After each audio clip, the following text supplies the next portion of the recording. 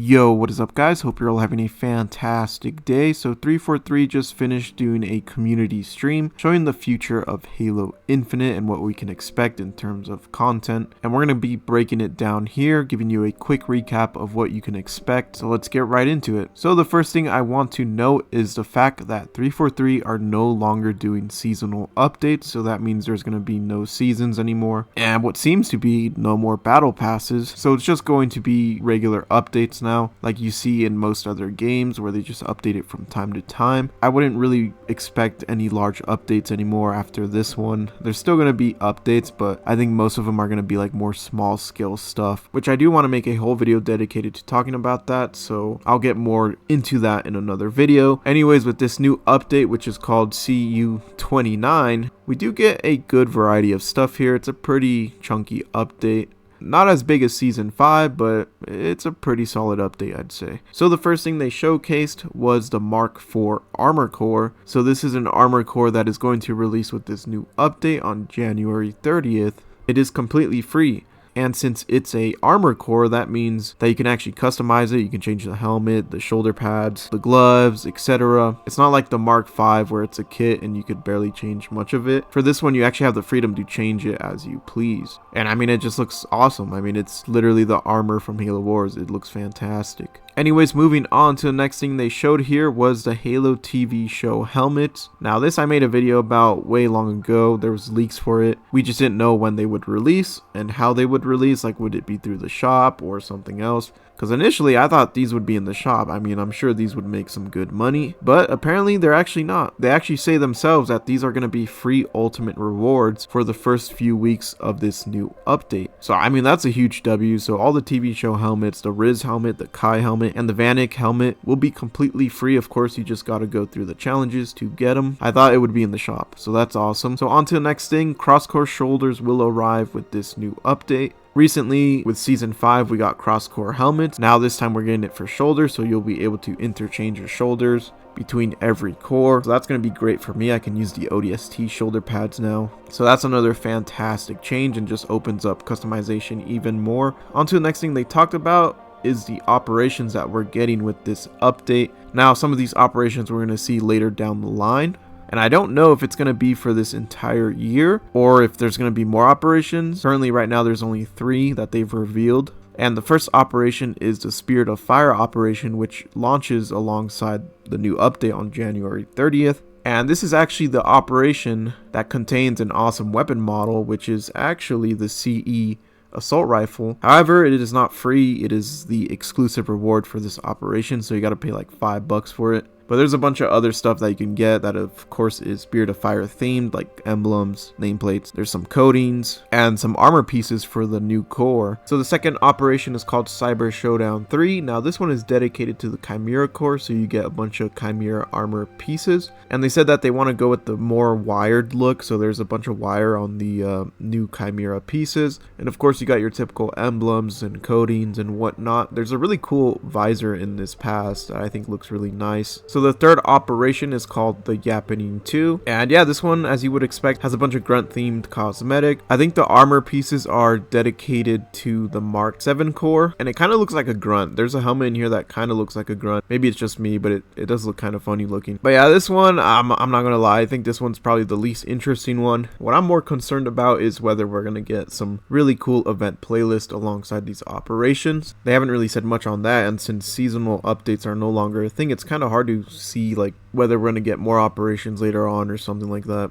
Anyways, let's move on to the next thing they showed, and that's a new arena map called Illusion. Now this I also made a video about, and yeah, it is true. It seems like it's finally in the game, or at least it's going to be in the game with this new update. Now what makes this map unique is the fact that it has a camo zone, so you automatically get camouflage when you enter certain areas of the map, which is going to make some interesting fights. They also showed off the new AR model while showcasing this map. which I talked about earlier in the first operation, as it's the exclusive reward for that operation. Now we get to see it in actual gameplay, and I mean, it looks fantastic. I really wish they would have done this stuff earlier. I would have loved to see it for like the BR and just other various weapons. So now let's take a look at the Forge stuff they talked about, and we got quite a few things here. So the first thing is we got a new Covenant palette. Now you're actually going to be able to make Covenant themed maps. I'm hoping someone recreates the Halo CE level where you board the Covenant ship. I forgot what it was called. That level was really awesome, and I'm sure someone's going to recreate it. They gotta recreate it with this new palette. I mean, it's going to be great. I feel like someone will. So another thing they shared in Forge is that you can now change the colors on certain biome objects and decals. So for example, a tree, if you wanted it to be metal, you could make it metal for whatever reason. So yeah, you could change like the colors, the textures, and all that. Same with the decals. They give an example showing like a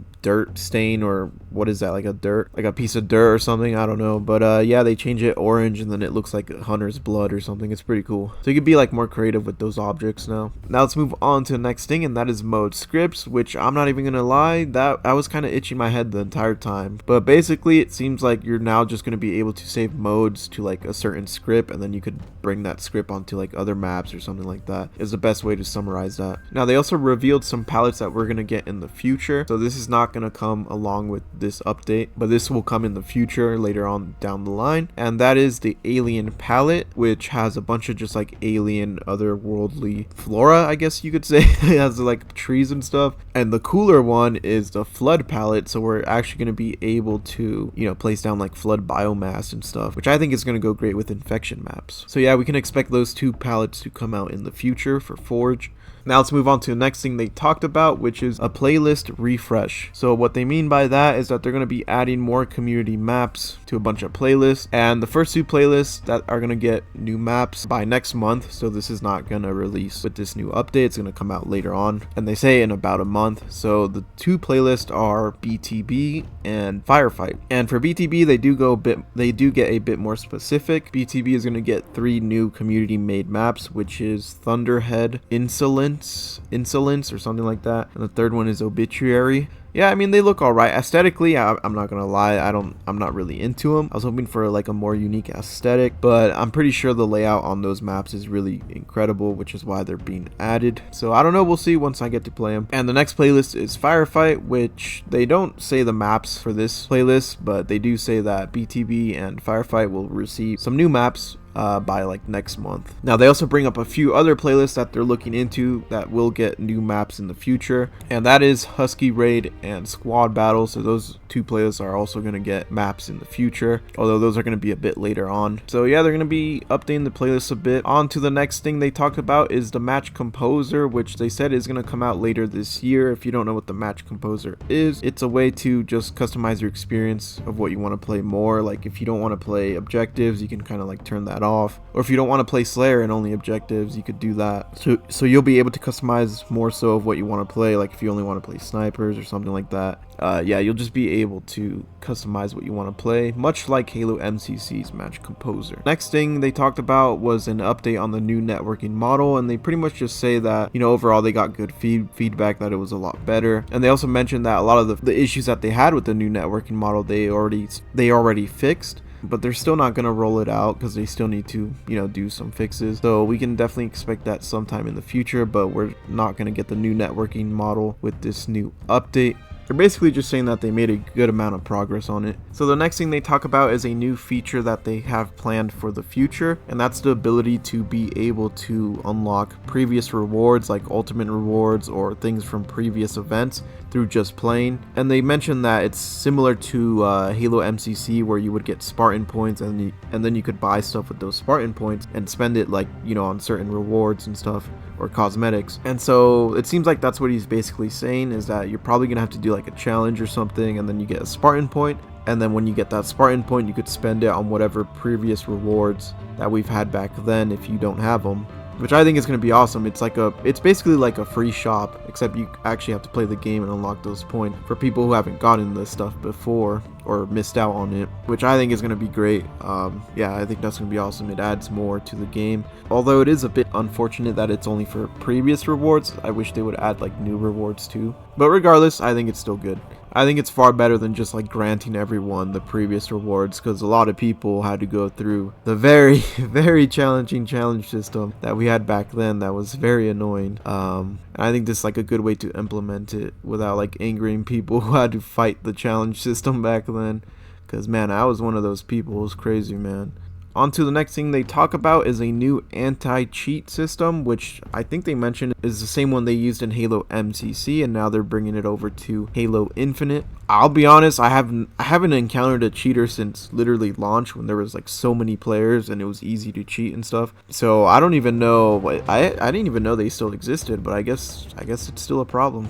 Anyways, now we're going to move on to the stuff they shared about for the more competitive Halo side of things, or HCS, whichever floats your boat. Anyways, the first thing is ranked doubles and ranked slayer are now going to be permanent playlists. So now we're going to have 3 ranked permanent playlists, which is ranked arena, ranked doubles, and ranked slayer. I mean, I'm just going to say I think that's kind of crazy that we just now got that. And not only that, there's also going to be a 4th slot, which is going to be the rotational ranked playlist. So that's still going to exist, but that's going to be the 4th slot. So something else they also talked about was the Season 1 HCS codings will now become customizable, not kits. Because back then they were just kits and you weren't allowed to customize them at all. Now you actually can. And not only that, but also those codings will now apply on all weapons. And talking about HCS codings, they actually revealed the new HCS bundles for 2024. So these bundles contain, of course, the team codings that you can apply on the armor and weapons, but it also comes with a new bandit rifle model, which is called the Dracon or Drucon, I don't know, but it's pretty cool. It has like the demon metal on the side, and I guess it's supposed to be like a large horn or something. But yeah, you get a new bandit rifle model if you purchase those bundles. It also comes with like a really cool visor as well. More specifically, the SSG visor looks absolutely amazing. It has like an eyeball in the center. It's pretty cool. So Tashi also mentions that there's going to be even more HCS weapon models coming in the future, and that they're also based on other metals. So that's going to be cool to see. So during this, they also revealed the HCS roadmap and, you know, the locations that all these events will be held. And the first one is in Arlington, Texas, which is an Optic hosted event. And other than that, I mean, that's about everything when it comes to just this update. I will say I am quite disappointed with seasonal updates not being a thing anymore, and the fact we got no sandbox updates is kind of insane. But only time will tell. We'll see what happens. It seems like 343 is just slowing down on Infinite and focusing on the future of Halo, as they do mention that they're working on the next Halo game with more teams or something like that. With that being said, consider subscribing and liking the video as it shows your support. And I'll see you guys on the next one. Peace.